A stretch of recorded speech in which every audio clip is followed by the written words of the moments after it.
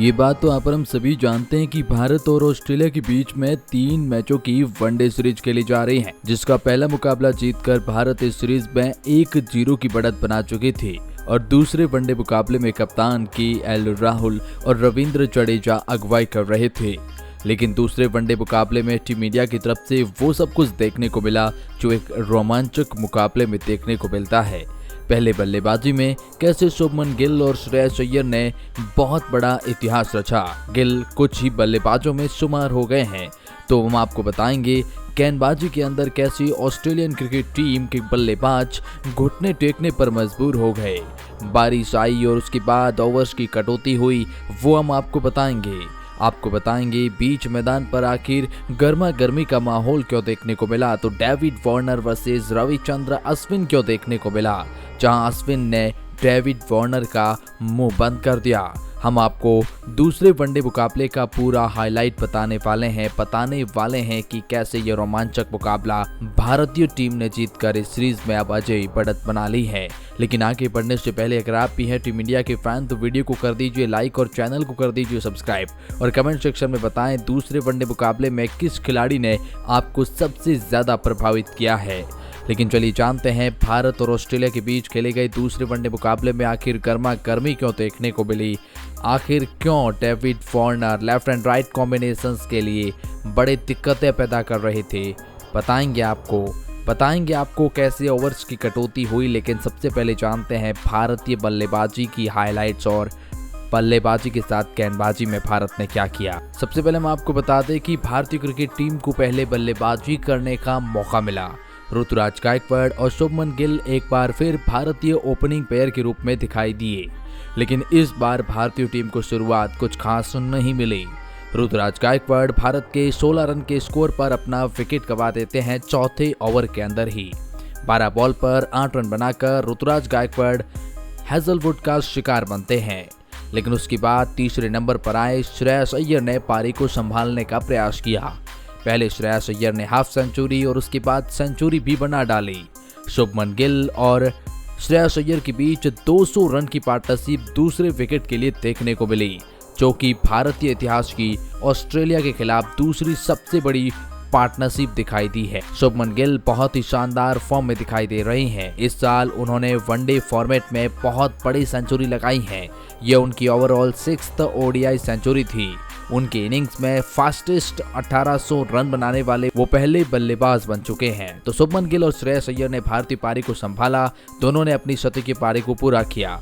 लेकिन एक वक्त ऐसा आया ना कि ऑस्ट्रेलिया ने एक कैच पकड़ा, श्रेयस अय्यर को बाहर का रास्ता दिखाया गया, केएल राहुल बल्लेबाजी के लिए आ गए। लेकिन उस दरमियान डीआरएस एम्पायर ने वो कैच चेक करने का प्रयास किया और जिसमें श्रेयस अय्यर नॉट आउट पाए गए, वो कैच प्रॉपर नहीं लिया गया। तो श्रेयस अय्यर जो बाहर चले गए थे वो वापस मैदान पर आए और बल्लेबाजी करी। हालांकि ज़्यादा देर नहीं टिक पाए और 216 रन पर भारत को दूसरा विकेट श्रेयस अय्यर के रूप में मिलता है।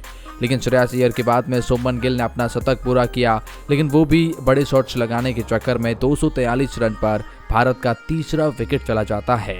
लेकिन इसके बाद केएल राहुल और ईशान किशन ने पारी को संभालने का पूरा प्रयास किया। ईशान किशन विस्फोटक अंदाज में दिखाई दे रहे थे, 2 छक्के लगा चुके थे, 2 चौके लगा चुके थे और महज 18 बॉल पर 31 रन की पारी खेल चुके थे।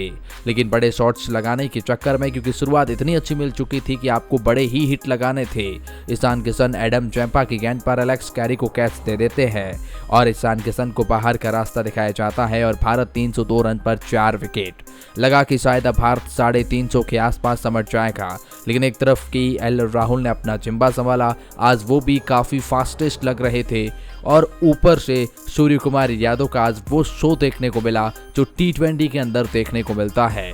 सूर्य कुमार यादव की पारी की तारीफ की जाए उतनी कम, क्योंकि आखिरी के 10 ओवरों में आकर सूर्या ने जो बल्लेबाजी करी उसी की बदौलत भारत 400 का टारगेट रख पाया ऑस्ट्रेलिया के खिलाफ। सूर्या ने अपनी पारी के अंदर 6 छक्के और 4 चौके, एक ही ओवर में 4 छक्के लगाकर पहली 4 बॉलों पर युवराज सिंह की याद दिला दी और लगा कि शायद आज 6 बॉलों पर 6 छक्के देखने को मिलेंगे। लेकिन सूर्य कुमार यादव ने अपनी हाफ सेंचुरी पूरी करी। उधर केएल राहुल भी काफी अच्छी बल्लेबाजी कर रहे थे, 38 बॉल पर 52 रन की पारी उन्होंने भी खेली। सूर्य कुमार यादव ने 37 बॉल पर 72 रन की पारी खेली और रविंद्र जडेजा 9 बॉल पर 13 रन। इस तरह से भारतीय क्रिकेट टीम 399 रन बनाती है 5 विकेट के नुकसान पर ओवरऑल 50 ओवर खेलकर। सूर्या नॉट आउट रहे तो रविंद्र जडेजा भी केएल राहुल आउट हो गए थे और 38 बॉल पर 52 रन। इनका भी स्ट्राइक रेट 136 का रहा था। तो कमाल की बल्लेबाजी भारतीय क्रिकेट टीम की तरफ से देखने को मिलती है और खासतौर पर सूर्या ने जो फिनिश किया उस पर कहते हैं ना कि वो 4 चांद लगा दिए भारतीय पारी पर। लेकिन अब 399 रन का पीछा करना वैसे भी तो बहुत बड़ा एक पहाड़ है ऑस्ट्रेलिया के खिलाफ, लेकिन लगा कि शायद ऑस्ट्रेलिया कुछ अच्छी शुरुआत करेगा तो हो जाएगा। लेकिन भारतीय गेंदबाजों की तारीफ करनी होगी और खासतौर पर प्रसिद्ध कृष्णा वो जो जसप्रीत बुमराह की जगह आए थे। प्रसिद्ध कृष्णा ने 9 रन पर ही भारत को मैथ्यू शॉर्ट्स का पहला विकेट दिला दिया ऑस्ट्रेलिया का। और कहीं ना कहीं मैथ्यू शॉर्ट्स आज शॉर्ट पड़ गए बड़ी पारी खेलने के चक्कर में। जब आप इतने बड़े लक्ष्य का पीछा करते हैं और फिर ऊपर से आप जो हैं वो बात करते हैं बड़ी पारी की, वो नहीं देखने को मिली। प्रसिद्ध कृष्णा की तारीफ करनी होगी क्योंकि इस मैच में कप्तानी कर रहे स्टीवन स्मिथ को बैक टू बैक विकेट दे दिया। मतलब शॉर्ट्स को आउट करने के बाद स्टीवन स्मिथ को भी बाहर का रास्ता अगली गेंद पर दिखाया और गोल्डन डक का शिकार कर दिया। तो कुल मिलाकर स्टीवन स्मिथ और मैथ्यू शॉर्ट के आउट होने के बाद ऑस्ट्रेलिया की पारी को संभालने का प्रयास मार्नस लाबुशैन और डेविड वार्नर ने किया। ये दोनों क्रीज पर सेटल हो चुके थे, लेकिन बीच में बारिश भी आ चुकी थी और जिसकी वजह से मैच को कुछ देर के लिए रोक दिया गया। मैच को एक बार पहले भी रोका गया, लेकिन अब ओवर की कटौती होना वो लगभग तय हो चुका था। उसके बाद TLS मेथड लगा और कहीं न कहीं ऑस्ट्रेलियन क्रिकेट टीम को 33 ओवर दिए गए 317 रन बनाने के लिए। जी हाँ, 33 ओवर में 317 रन बनाने थे ऑस्ट्रेलिया को। लगभग 50 के आसपास वो रन बना चुके थे। अब डेविड वार्नर और मार्नस लाबुशैन वापस आए, लेकिन अब चैलेंज था रविचंद्रन अश्विन का, जो कि कमाल की गेंदबाजी कर रहे थे। कुल मिलाकर हम आपको बताएं तो फिर जो मार्नस लाबुशैन है उसका विकेट पड़ता है रविचंद्रन अश्विन की तरफ से।